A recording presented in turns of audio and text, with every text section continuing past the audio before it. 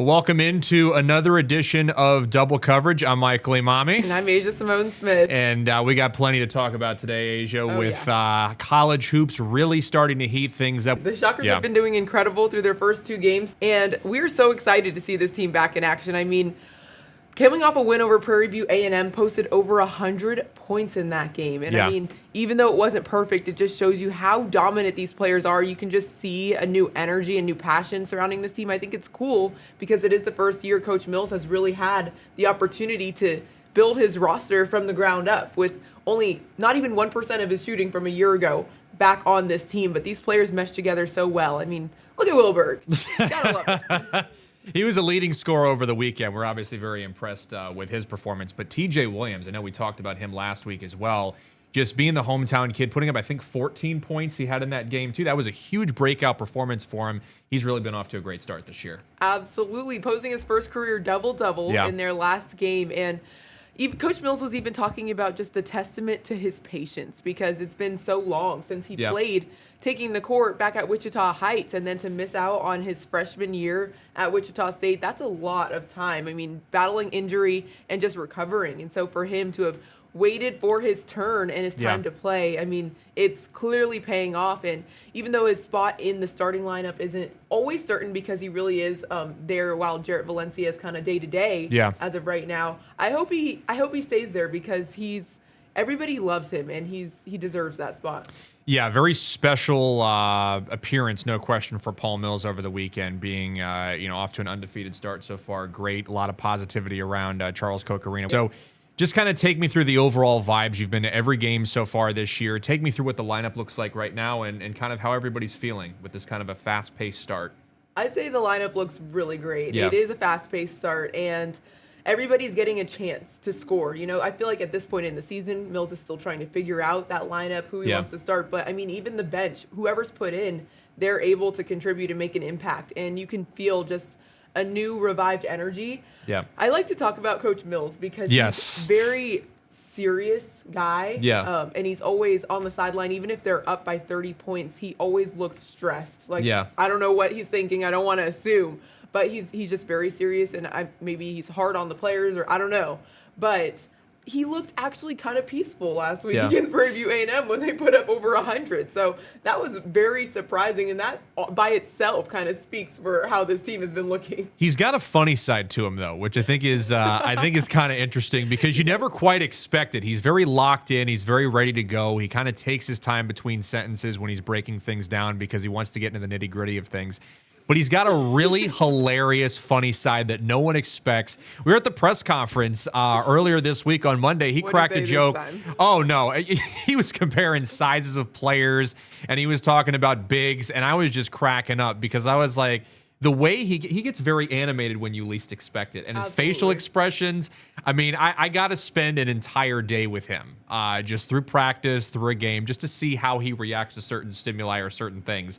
Because I think this guy is one of the most interesting men out there in terms of not only his personality, but his coaching style and the way he brings players together. And you can tell it's really a big family of Shockers. It really is. And he leads with his faith. But you're right. He does have those moments where he can kind of laugh and make a joke. I remember being at a press conference as well, and I don't remember the whole entire quote, but he was comparing a situation to being like seeing a pregnant nun, and it was just like, what? Or where did that come from? In the little out of pocket, a little, just a tad bit, but it was so funny. And we love hearing these very quotable moments from Coach Mills, and such a great program though overall. So looking forward to seeing how they really do continue to grow this season. I mean, Kenyon Giles, I keep mentioning him. He's a player to look out for because he is clutch. So I'm already imagining him in those situations at the American tournament, being able to make those shots when they need it to move them forward. So not to predict the future or anything, but I do feel like they have the people, and it's just continuing to grow each week. I feel like that is a huge huge statement to make, especially at the beginning of this year, just because of how locked in everybody is. Even Thengvol the local kid from Capon. Crowd went nuts. I think he had He had 1 point over the weekend, right? Or he had a free throw he made. When he went in, you heard the crowd just go erupt. And that was the best part about all of it, is seeing so many local guys on this squad. You really start to pump that up, and especially with how this year has gone so far, there's a lot to cheer for. And I think these fans are really just amped up to go with March a little bit far away at this point. Yeah, I mean, year three, the best one is yet to come. Yeah. And hopefully it's this one. Yeah. Talk about, again, 15 and 19, 19 and 15. This is the year where they level up. But as we move ahead a little bit towards this weekend, you got the Chiefs playing Denver off the bye week. And Andy Reid's got to be saying, this is the team we got to face. My goodness gracious. But I've said it before, I'll say it again. It appears to me the Broncos are more lucky than good. And Andy Reid, there's nobody better when it comes after a bye week. Oh, yeah. Like you said, it is a lot of stress because this is a high-pressure month for the Chiefs. Yeah. They have to win. They're not in playoff contention at this point in the season, and they've never been in this position with Patrick Mahomes. So this is kind of the time for them to go and lock in against this Broncos team. Like you said, they do seem like it might be luck. And when you have these divisional rivals come together, it's hard to determine what's going to happen, because even a year ago, the Broncos were looking strong as ever against the Chiefs. And then,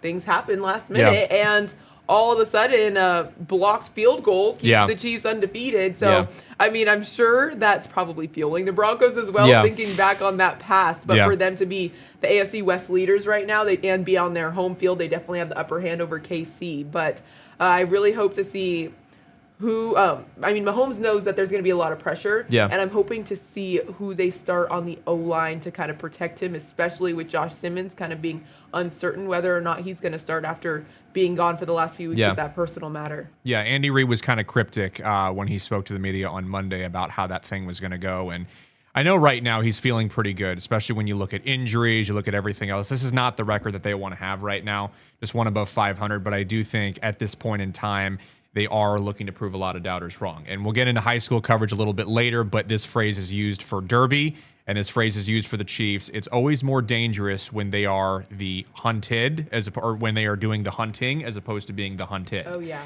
Because it puts a lot of pressure off of you, especially in this situation, because you're like, all right, nobody expects us to do anything. Let's just shock the world. We saw that when they went 11-6 one year, and they had a bunch of road playoff games. Mahomes came in.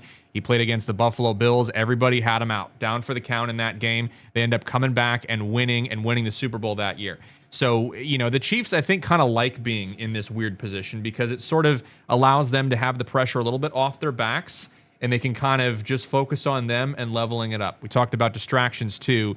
This is a part of the season, I think, where they really start to push forward and go on a big run. I think so, too, and they need to, but it doesn't get easier after the Broncos taking on the Colts. So the top two teams in their division right now, that's in their conference right now, some of the top teams, that's not an easy challenge. So, it's going to be a big month, but like we always say, and like we always know, Mahomes shows up when it's clutch time, and so hopefully we'll start to see that sooner than later. Let's not wait too long for that to start happening again.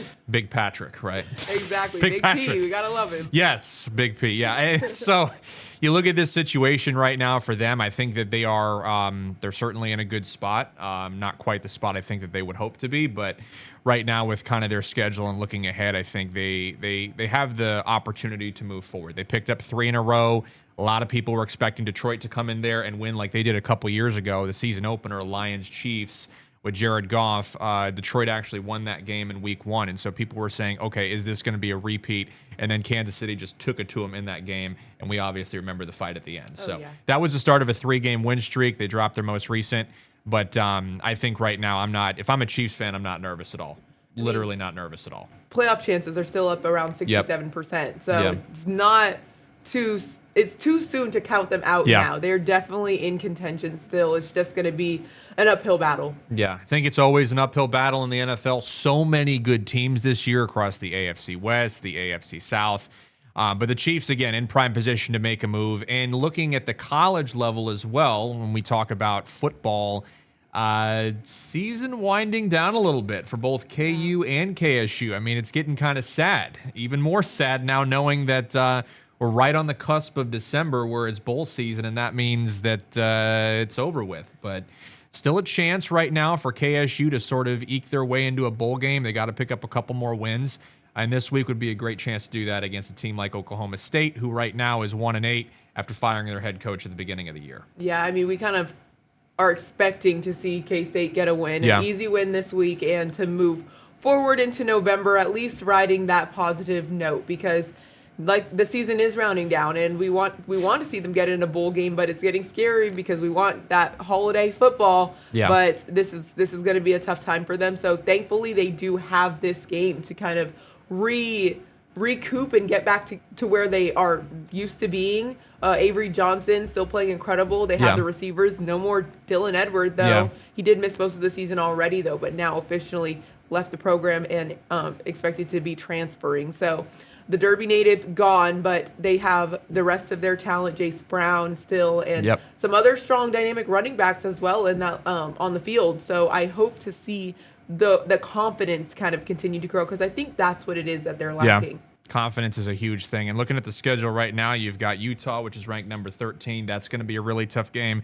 And then Colorado on Saturday, the 29th. So this is a game they have to win. And I don't think they're going to have much problem, especially with the way that the Cowboys secondary looks right now. They should just kind of blow right through them. But after that is when I'm getting a little bit concerned, especially against a team like Utah. You don't want to prevent, or you want to prevent any incidents from happening, any injuries from happening at this point. You're a little bit deflated. Again, losing that key piece in Dylan Edwards. But right now, great opportunity to move forward this weekend and pick up a W. And we will have plenty of highlights and coverage on that. But overall, Asia, this weekend, I don't even know what to think anymore, because we're officially in crossover season with college basketball and college football. NFL starting to pick things up. I got to ask you this, and I feel like every sports person's month is October, but I mean, November is pretty good too. November is good, and it's also extremely overwhelming. It's a lot to keep track of. We have so many teams, and it's busy even outside of all these college and professional sports. Also, high school football and basketball getting ready to gear up as well. So it's just a lot happening, but it's the most fun. This is what we live for, is the chaos of the moment. At least I do. I don't know about you. I definitely live for chaos. Chaos makes things more interesting, and it's getting a little bit chaotic in the high school football playoff. You just teased it. You're going to hear a little bit more about it next. And our game of the week, which in my opinion I think is the best of the year, Derby taking on Northwest. We've got more of that headed your way right after the break. Welcome back into double coverage. Mike Emami, Asia Cymone Smith here with you for our game of the week. And we got a good one. Northwest taking on Derby in what I think is one of the matchups of the year. I do have high expectations for them coming into this one. Derby, a little rocky at first, but then playoffs, it was like a whole switch turned. And so, like you said, I mean, these are just some powerhouses in 6A. So this one is going to be a battle, and I can't wait to see it. Yeah, I really like the way Jalen Mason has played this year. He's so versatile. When we talked with Coach Martin, he did say they banked on the running game. Augie Fast has been terrific. Mason's such a versatile dual threat, though. When you think about how he throws the ball, how he runs the ball, how he moves with that pocket, he can pretty much adapt to any situation out on the field. And to me, that I think is what makes him so dangerous. Is Derby's defense going to have a shot at stopping him? Absolutely. I think they have a great defensive line. You know, they're coached by Brandon Clark, so they're going to have speed. But I think also when you think of it this way, this is probably, I would say, I mean, Manhattan was a pretty tough challenge, but what Brandon Clark told me in our interview, which we talked about yesterday, he said, very similar to what we had just discussed in the segment before, we are now doing the hunting. And that, to me, gives them a little bit of leverage, because he was saying, all right, no one expects us to win, but our kids believe we can win. And that, to me, I think gives them a little bit of an edge. I don't know. What do you think? Do you think it gives them a little bit more? That's a mic drop moment. Yes. We can't just glaze over that really quick. We can't. That was a mic drop moment. Yes. So shout out to you for that quote. But I do think. Wait, repeat the question, because I was still stuck on the quote. Do you feel that this little edge that they have? Do you feel like it gives them that? Do you feel like it gives them being hunted, being the prey, being now hunting, as opposed to being the hunted? So now they're out hunting. I see. Okay. Because no one expects them to win this. Well, not nobody, but there are doubters out there. There are doubters. The the underdog. And they're working their way up. And I do think that gives you an edge when you're the underdog. Right. Especially seeing how they played through the first few rounds of playoffs. You can tell that chip on their shoulder is really pushing them. So I'm excited to see how things play out this week. Now, I will say Northwest is a team I got to see live in action more so this season than Derby. Yeah. But for Northwest, I know that's a team that's able to adjust. Yeah. Early in the season, there was games where it was a little messy, rocky at first, but come that second half, they adjusted, they flipped the scripts, they were able to make the defensive plays, get those interceptions, those fourth down stops, those forced turnovers, and like you said, their QB knows how to call plays, but so does Derby's. So I'm curious how you think Derby also kind of matches up against this team as far as their ability to adjust and have that same experience in these high pressure situations. Yeah, I think my thoughts on that are this. Blade Clark, the quarterback, was not the day one starter. He came into the middle of the season, and Brandon Clark, the head coach, mixed it up a little bit with their play caller under center. I think that tells you all you need to know right now. Essentially, with how well this team can adjust, what they look like under pressure, what they look like in foreign situations. They have the pieces right now, and they have the personnel to put them in the right position to win ball games. At the beginning of the year, it was a little bit rocky, and we all saw that. We all saw that game against Mays. We all saw that game against Hayes, which was a heartbreaking loss for them with that 2-point conversion. They played them that tight. But I think with the way everything is turning right now, you sort of have this stretch of the postseason that they went through. They had a huge win against Junction City last week. They blew the brakes off of Emporia. And so when you look at that momentum that they have riding into this one, that to me is going to put them on cloud nine. And I feel right now in their hearts, they are Lions, not Panthers. That's just what I got to say. Okay. That's all I got to say on that. Coming through with all the quotable moments today. I like that. Yes. No, I agree. And I'm really, the more we talk about it, the harder it is to kind of pick a winner in this game. But I'm very excited to be there and have live action from that game because, I mean, we saw Northwest do it earlier this season, but this very well could be a potential overtime type of game that we're getting here in the playoffs, and you don't get those types of matchups often. Yeah, and we will be live at 10 o'clock tomorrow night. We'll have complete coverage for you on our sectional edition of Friday Football Fever. I say very loudly. And obviously, 5 and 6 o'clock tomorrow, we'll be live from Northwest High School, which we're very excited about. Done that, beat a couple of times this year. Great place to obviously witness a great atmosphere and a tremendous student section. So I think the whole town's going to turn out for this one, and it'll be a game to remember. Oh yeah, and not the only game to remember though. I know you got a couple others that you have your eye out for. Well, one in particular, I've been high on Mays this year. I really have. It's not just their undefeated season. To me, it's also their starting quarterback. I'm a huge Myovella fan. You look at this kid's backstory. He's a basketball player, played football when he was young, really got into the basketball scene, and then came back to football. And not only has he been successful, he's a Division I kid, and he's proven that so many times with his speed, with his arm, more so his speed too, because I think you've seen our play of the week has had a diversity of athletes. When you look at quarterbacks, wide receivers, tight ends, defensive players, defensive ends, running back in for a touchdown, one-handed catches. This kid's made it at least twice on the exact same style of play. And it's like that 75, 80-yard touchdown run. Yeah. I covered Mays versus Valley Center earlier this year, and I'm like, there's no way Myovella's going to do this again. And he runs it in 60-plus yards for the score on a designed quarterback draw. This kid is legit. And going up against a team like Manhattan, this is going to be a very tough challenge for them because Manhattan's defense is great. They held Hayes, I believe, to 8 points all game. And Holden Lind was a tough guy to stop for so many teams this year. And he'll be a tough guy to stop for Great Bend. But I think right now, with the way that Manhattan looks and the way that Myovella looks, I am so excited to see these two go at it, especially when you consider Manhattan's defensive front because of how difficult they've been to penetrate.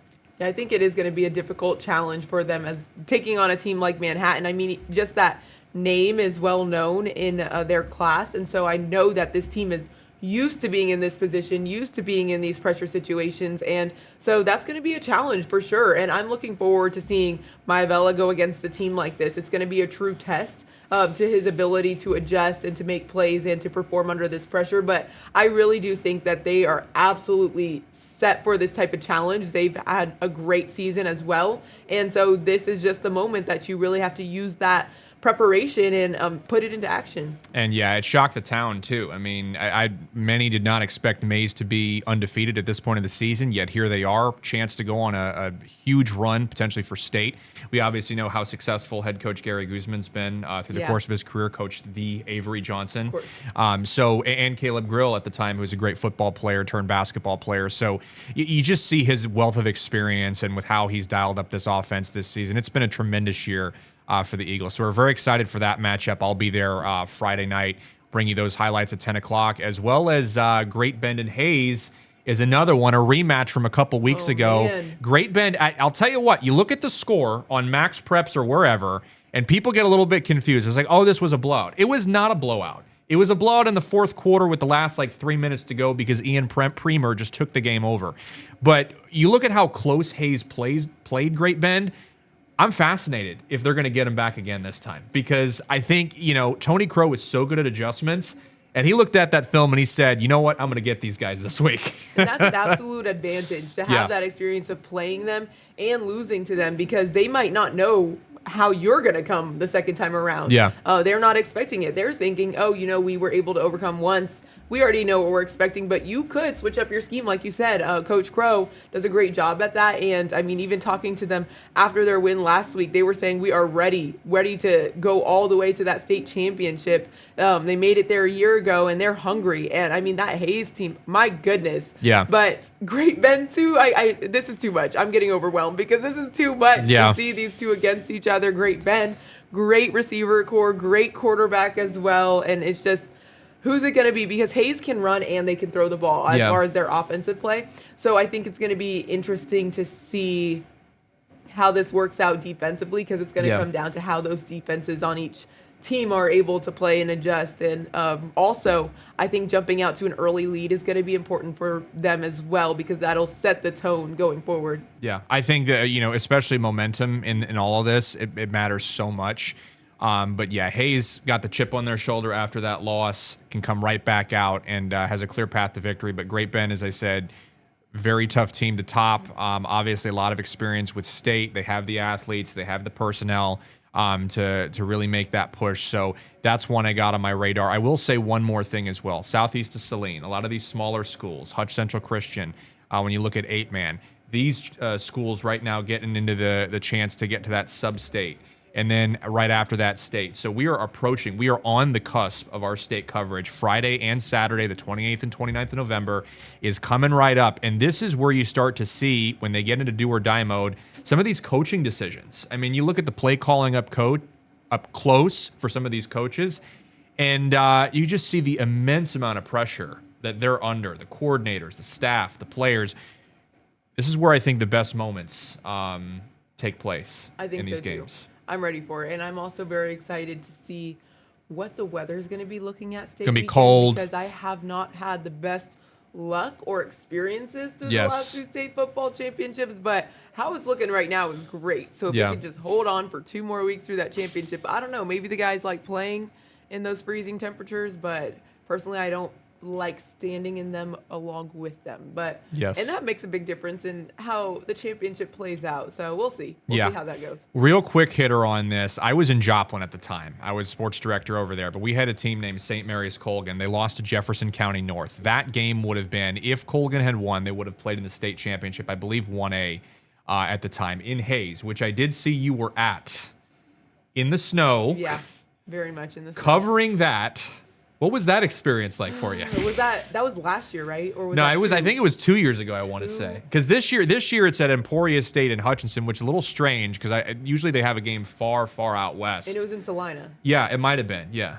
So, but you had plenty of snow that. I remember having to spend the night in a motel. Yeah. In a small town because I can't drive on icy roads, and all of a sudden, I slipped into a ditch on the side of the road. It was quite embarrassing to have our lovely viewers sending in pictures and saying, hey, one of your KSN cars is on the side of the road in a ditch. So made it to the game. Great highlights. Great action. Sent them back, aired them on our channel. Yes. And spent the night almost stuck on the side of the road. Thank goodness there was a nice firefighter who came and took me to a motel. The last room probably available in the middle of winter. The tow truck couldn't get to me. Yeah. So what an experience. Definitely memories are made in this time of year for me.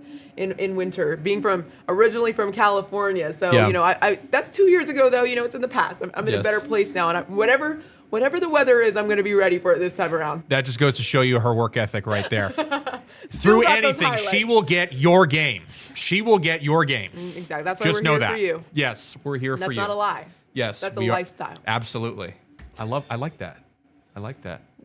And we'll be here for you next week with more coverage on Double Coverage. Thanks so much for watching.